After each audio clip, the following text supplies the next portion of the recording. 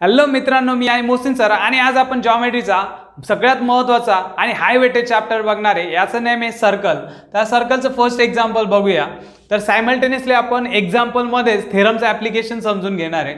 In first example AB, this tangent is given. Tangent is a line which intersects circle at only one point. जर एखादी line सर्कलला एकाच point मध्ये intersect करते तर ती tangent असते. Now it intersect the circle at point T. Then PT is a radius. PT हा radius दिलेला आहे. and PB one of the segment which join the circle central point of the circle, the center of the circle P and the B point of the tangent. तर आपल्याला इथे PB length find करायची. तर आता आपण एक theorem use करणार आहे, by tangent theorem. Tangent theorem काय सांगतोय? Radius is always perpendicular to tangent. Radius आणि टँजंट एकमेकांना काय असतात? Perpendicular. Means PT is radius, AB is tangent. इथे परपेंडिक्युलर मीन्स PTB हा जो अँगल आहे तो किती असेल? 90 degree. Now in this triangle angle TPB is given 60 degree. तो ऑलरेडी 60 डिग्री दिलेला आहे. Then remaining angle will be 30 degree. तर रिमेनिंग अँगल किती असेल? 30 डिग्री असेल. Then this triangle PBT is of type 30, 60, 90. हा जो ट्रायंगलचा टाइप आहे तो 30, 60, 90 आहे. Therefore by using theorem the side opposite to 30 degree, 30 degree opposite side कोणती आहे? PT. The side opposite to 30 degree is half of the hypotenuse. Therefore triangle PPT is 30, PBT is a 30, 60, 90 type triangle. Therefore, PT, the side opposite to 30 degree, is half of the hypotenuse PB. Therefore, PB upon 2 is equal to 6. PT ही जी length ही 6 दिलेली, 2 divide multiply होतो, 6 2 जा 12. Therefore, PB is equal to, this PB is equal to 12 centimetre. Then question number 2. आता हा एक बोर्डला विचारला जाणारा, नेहमीचा विचारला जाणारा खूप महत्त्वाचा क्वेश्चन आहे. तर हा बऱ्याचशा क्वेश्चन पेपरमध्ये आपण बघत असतो. मे बी MCQला हा क्वेश्चन डायरेक्टली विचारला जाऊ शकतो. तर यामध्ये आपण एक थेरम यूज करणार आहे. थेरम काय आहे? The when two circle touches each other, whether they touches externally और इंटरनली. दोन सर्कल एकमेकांना इंटरसेक्ट करताय वन पॉईंटमध्ये, तर ते एक्सटर्नली कॉन्टॅक्ट करू शकता किंवा internally. When two circle touches each other externally और internally, then they are centers of the two circle and the contact point they are collinear. ते काय असतात? कोलिनियर असतो.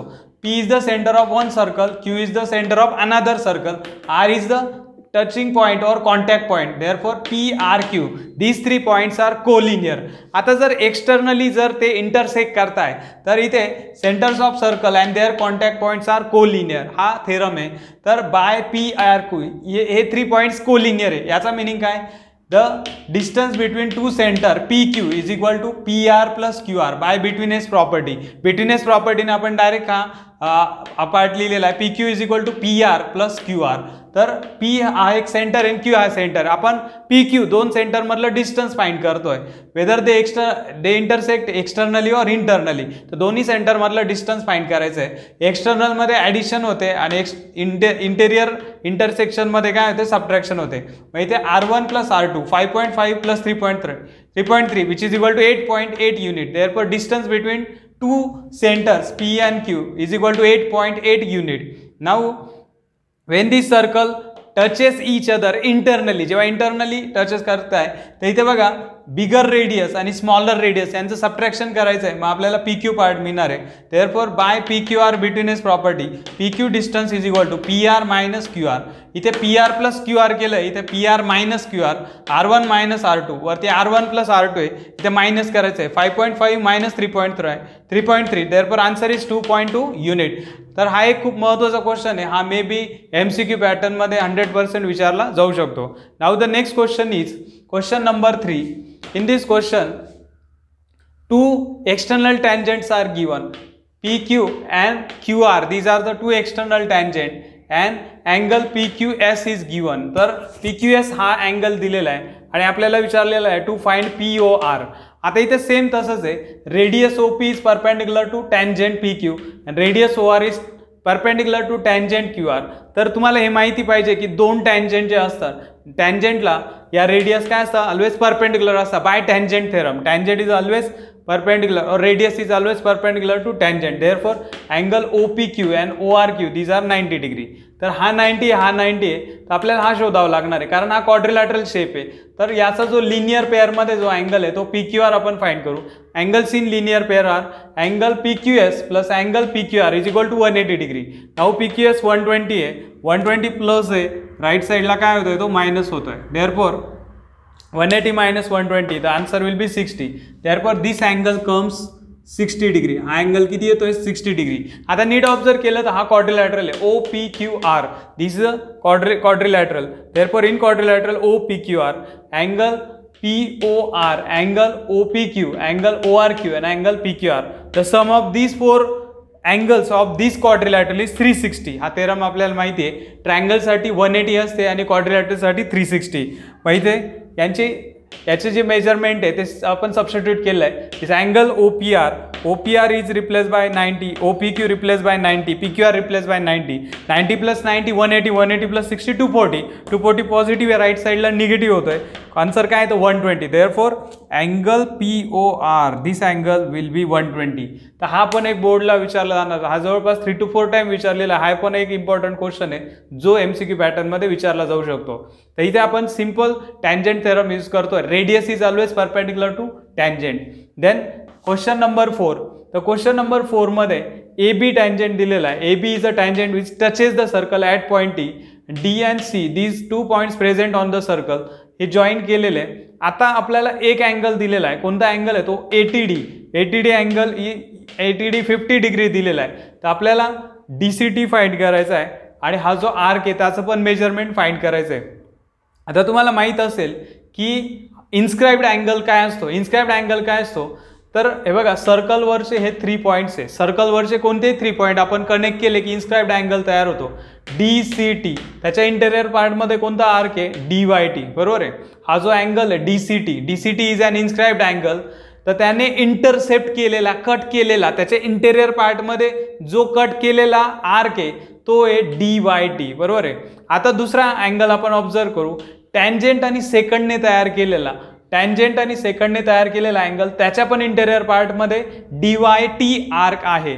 म्हणजे काय की हा अँगल जो आहे त्याचं मेजरमेंट काय आहे half of the arc DYT आणि हा जो अँगल आहे त्याचं मेजरमेंट पण काय आहे half of this arc DYT. म्हणजे लक्षात ठेवा की टँजंट सेकंडने तयार झालेला आणि त्यावरती इन्स्क्राइब्ड असलेला अँगल हे दोन्ही कॉन्ग्रुएंट असतात. By tangent secant theorem angle ATD आणि अँगल DCT इन्स्क्राइब्ड अँगल आणि टँजंट सेकंडने तयार झालेला हे दोन्ही इक्वल असतात. दोघांचं मेजरमेंट काय असतं सेम.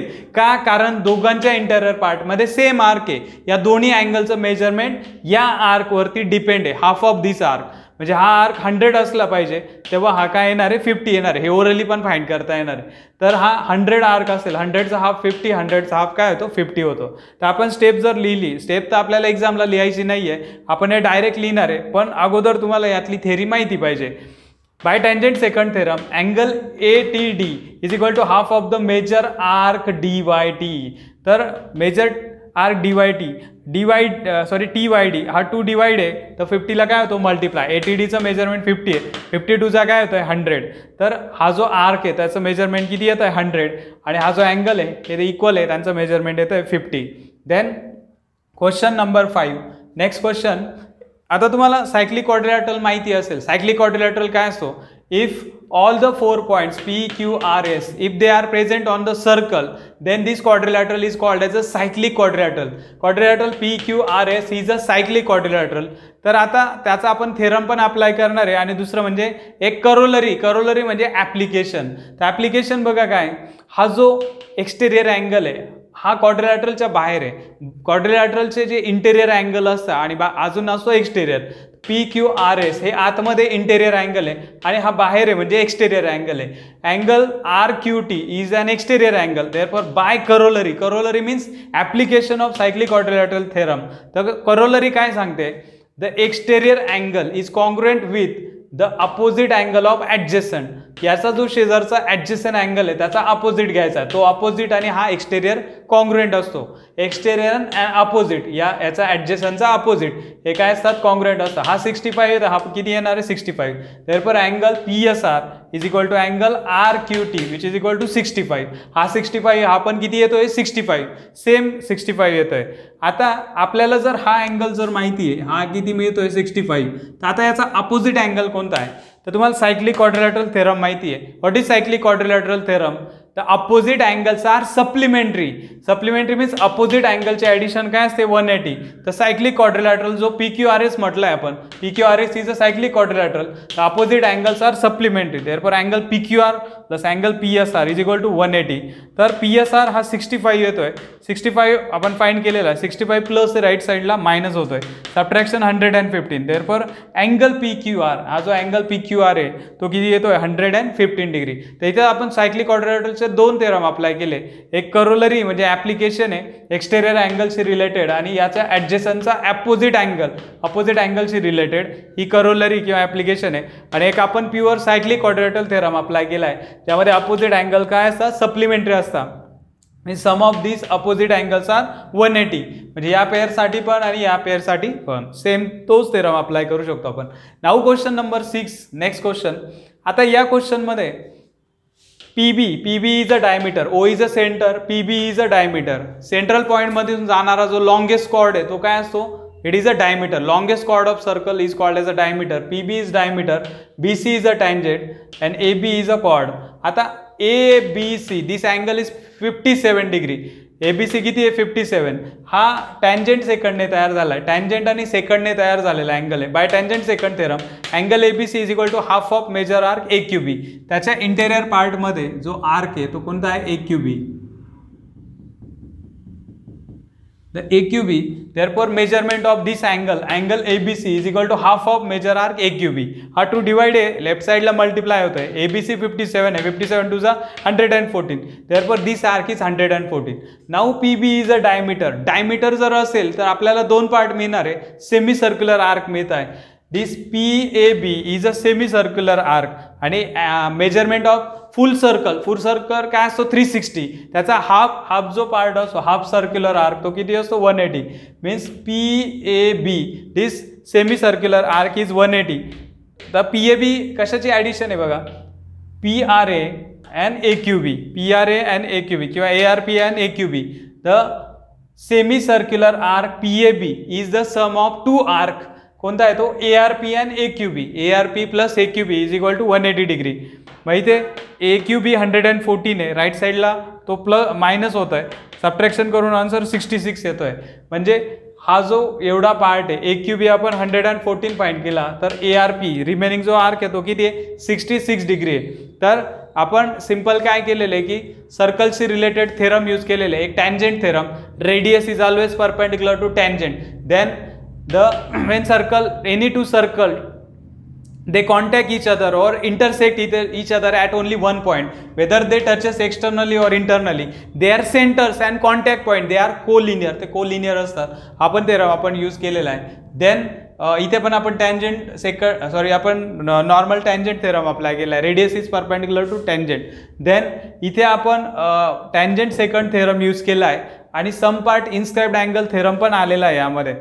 देन या पार्टमध्ये आपण सायक्लिक क्वाड्रिलॅटरल थेरम आणि त्याचा एक ॲप्लिकेशन आहे करोलरी यूज केलेला आहे. आणि इथे पण नॉर्मल आपण टँजेंट सेकंड थेरम यूज केलेला आहे आणि सेमी सर्क्युलर आर्कची प्रॉपर्टी यूज केलेली आहे. सर्कलचं फुल मेजरमेंट 360 आहे, तर हाफ मेजरमेंट किती येत आहे 180. मीन्स सेमी सर्क्युलर जो आर्क असतो, आर्क म्हणजे एज समजा जशी बांगडी असते ती कट केल्यानंतर त्याचा जो एज दिसतोय तर तो जो सर्क्युलर आर्क असतो तो असतो सेमी सर्क्युलर आर्क जो एक्झॅक्ट हाफ कट झालेले असेल तर हे लक्षात ठेवा सेमी सर्क्युलर आर्क 180 असतो. त्यावेळेने हे कॅल्क्युलेशन केलंय. इथं दुसरा वे पण आहे बघा. हा जो पार्ट आहे हा डायमीटरशी related. Radius is perpendicular to tangent. Radius and tangent काय परपेंडिक्युलर. इथे 90 डिग्री आहे. 90मधून 57 जर मायनस केला तर इथे आपल्याला 33 मिळेल. 33चा डबल करायचा किती येतो 66. आपण डायरेक्ट पण फाइंड करू शकतो कारण हा इन्स्क्राइब्ड अँगल आहे आणि इन्स्क्राइब्ड अँगलचं मेजरमेंट त्याच्या इंटेरियर पार्टमध्ये जो आर्क आहे त्याचा हाफ होतोय. म्हणजे आर्क 66 असेल तेव्हा हा अँगल किती येणार आहे 33 येणार आहे. आपल्याला जस्ट ओरली कॅल्क्युलेशन करायचे पण काय यूज करतोय आपण हे माहिती असू द्या कारण वेळेवरती तुम्हाला ती प्रॉपर्टी आठवेल, थेरम आठवेल, त्यानुसार मग तुम्ही काय करणार आहे कॅल्क्युलेशन करणार आहे. आता आपण नेक्स्ट पार्ट बघूया. Now the next question is question number 7. In this question, two chords A, B and C, D, they intersect each other at M point. तर इथे आपण internal division of two chords ही property use करणार आहे. By internal division of two chords याला property म्हणू शकता, theorem पण म्हणू शकता. आता स्टेटमेंट कसं लिहायचं आहे नीट लक्षात ठेवा कारण आपण दोन टाईप बघणार आहे, एक एक्सटर्नल डिव्हिजन ऑफ कॉर्ड पण आहे आणि इंटरनल डिव्हिजन ऑफ कॉर्ड्स पण आहे. तर आता यामध्ये लिहायचं कसं आहे, जो इंटरसेक्शन पॉईंट असतो तिथून स्टार्ट करायचं आहे. आता ए बी कॉर्डवरती इथे जो इंटरसेक्शन पॉईंट आहे आपण काय लिहिणार MA मल्टिप्लाय बाय MB. तर AB कॉर्डवरती जे दोन पार्ट तयार झाले त्यांचं multiplication AM multiply by MB आणि CD कॉर्डवरती जे दोन पार्ट तयार झाले त्यांचं मल्टिप्लिकेशन लिहायचं आहे इथे CM मल्टिप्लाय बाय MD. तर तुमच्या लक्षात आलं असेल कसं लिहायचं आहे. M पॉईंट पासून MA multiply by MB, MC multiply by MD कसं लिहा तेच पार्ट येणार आहे. ABचे दोन पार्ट्स आणि CD कॉर्डचे दोन पार्ट्स यांचा प्रोडक्ट काय असतो same LHS RHS. AM is equal to 8, MB आपण फाइंड करतोय therefore it is X, CM 15 आहे, MD 4 आहे. 15 4 जा 60, 8 मल्टिप्लाइड आहे गेट डिवाइड, 8 ने डिवाइड करून आन्सर काय आहे 7.5. Therefore MB this segment is 7.5 unit. Then असा एक क्वेश्चन दिलेला आहे. आता डायग्राम ऑब्झर्व केल्या गेल्या तुम्हाला लगेच कळेल की आन्सर काय आहे. In this diagram, two circles intersect each other at point R. Then QS is a secant which intersect two circles at Q and S point, and PT is another secant which intersect this circle at P and T point. आता इथे आपल्याला काय दिसतंय PQ and PR. जर आपण नीट observe केलं तर PQ आणि PR जर हा सेंटर असेल, सर्कल ऑफ सेंटर इथे असेल तर PQ and PR these are the radius. PQ and PR these are the radii of same circle. इथे रेडिया आहे म्हणून हा अँगल 50, हा पण किती येणार आहे 50 आहे. आता इथे इंटरसेक्शन पॉईंट आहे म्हणजे वर्टिकली अपोजिट अँगल तयार होत आहे. हा पण अँगल किती होतोय 50 होतोय. आणि इथे समजा सेंटर ऑफ सर्कल असेल, हे पण रेडियस असतील तर RS is equal to ST. हा पण आयसोसेलेस ट्रायंगल आहे. हा जर अँगल 50 आहे तर हा पण किती येणार आहे 50 आहे. तर या क्वेश्चन मध्ये आपण काय बघितलं की हे दोन सर्कल आहे आणि QS किंवा हा जो PT पॉईंट आहे तर QS वरती इथे सेंटर येतोय आणि इथे पण सेंटर येतोय. जर ही डायग्राम तुम्ही प्रॉपर ऑब्झर्व केली तर तुम्हाला हा पार्ट दिसेल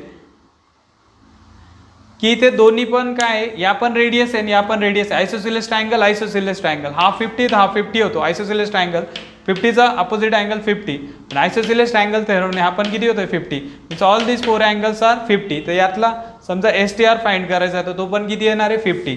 याला रिझन लिहायची गरज नाही आहे, आपण डायरेक्टली आन्सर फाइंड करणार आहे. आता नेक्स्ट पार्ट आहे. नेक्स्ट पार्टमध्ये इथे पण दोन कॉर्ड आहे. जसं ABCD इथे इंटेरियर पार्टमध्ये इंटरनल डिव्हिजन करताय by external division of chord. इथे एक्सटर्नली ते इंटरसेक्ट करताय. AB and CD chord they intersect each other externally at M point. तर इथे बाहेर इंटरसेक्ट करताय, इथे मध्ये इंटरसेक्ट करताय. M पॉईंट पासून स्टार्ट करायचं. AB कॉर्डवरचे दोन part MA multiply by MB is equal to MC multiply by MD. मी ज्याप्रमाणे ॲरो केले त्याप्रमाणे स्टेटमेंट लिहायचं आहे. MA multiply by MB, MC multiply by MD. आता यांचे जे व्हॅल्यूज आहे लेंथ आहे ती सबस्टिट्यूट करायची. MC 6 आहे, MD 16 आहे, MB as it is MA 8 आहे. 16 6 जा 96, 8 मल्टिप्लाइड आहे गेट डिवाइड, देन 12 8 जा 96, therefore MB is equal to 12 units. तर हे दोघांचे जे स्टेटमेंट्स आहे ते सेम आहे, फक्त इथे डायग्राममध्ये डिफरन्स आहे. This chord intersect internally, this chord intersect each other externally, म्हणून इथं म्हटलंय by external division of chord. आता नेक्स्ट क्वेश्चन आहे. In this circle the P is a centre. P हा सेंटर दिलेला आहे.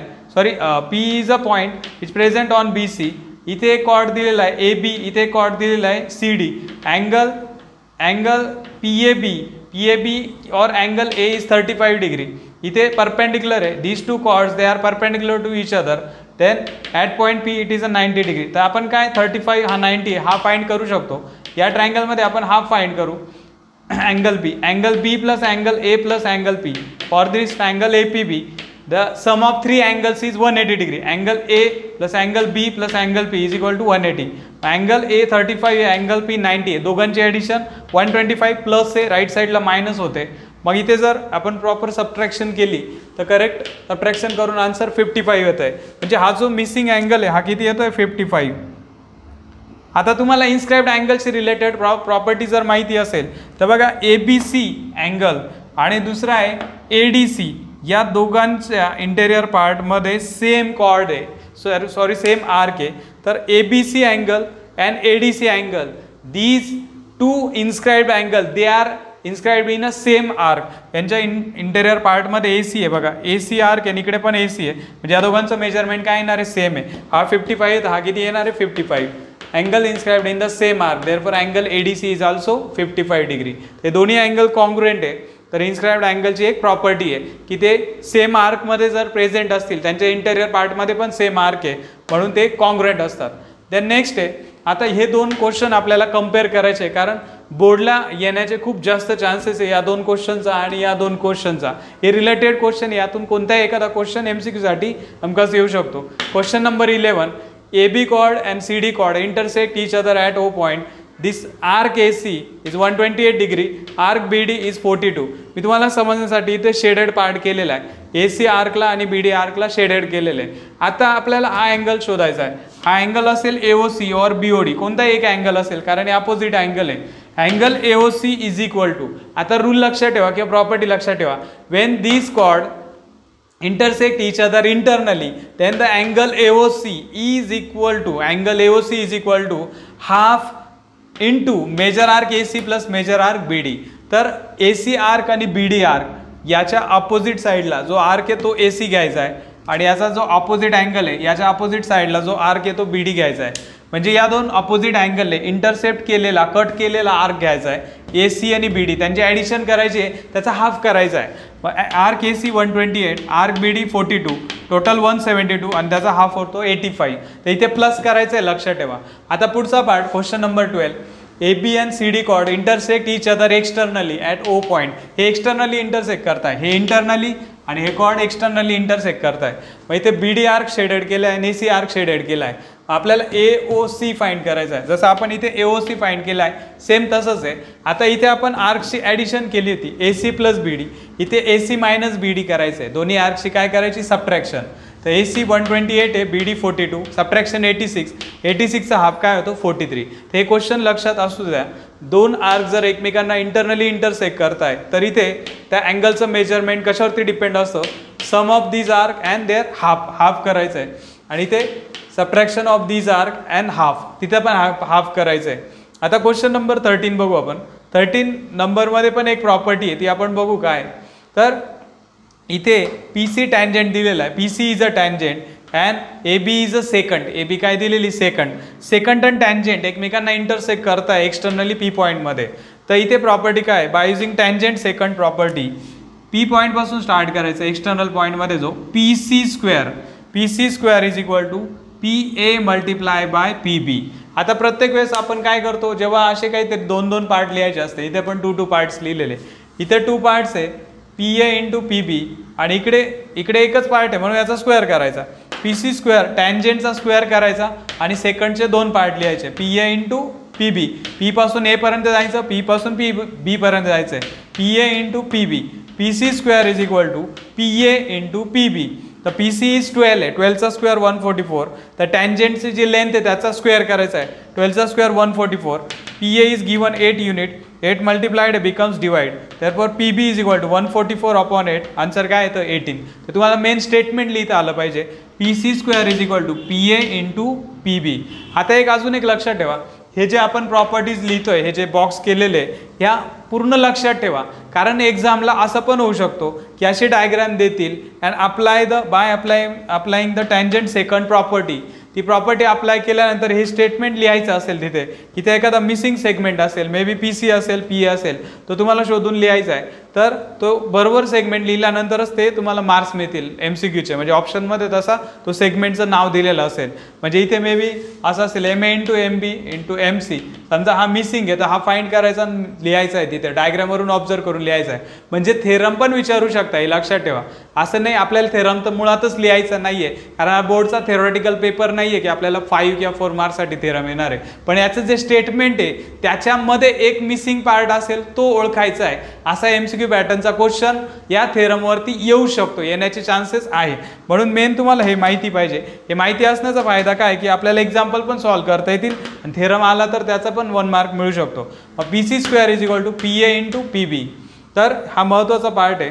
देन क्वेश्चन नंबर 14 हा सायक्लिक क्वाड्रिलॅटरल थेरमवरती बेस्ट क्वेश्चन आहे.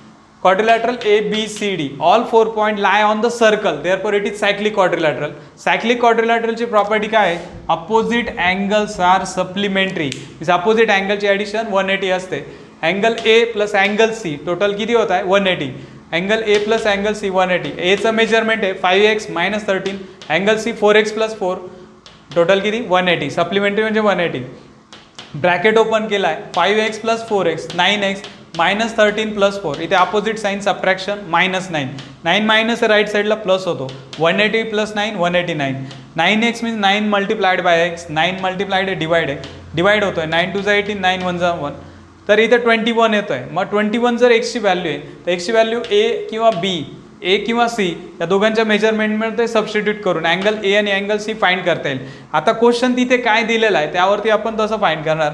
If angle A is asked, मग A चं मेजरमेंट आहे 5x - 13, 5x 5 × x मीन्स 5 × 21, 21 5 21 5 जा 105, 105 मधून 13 मायनस केले 92.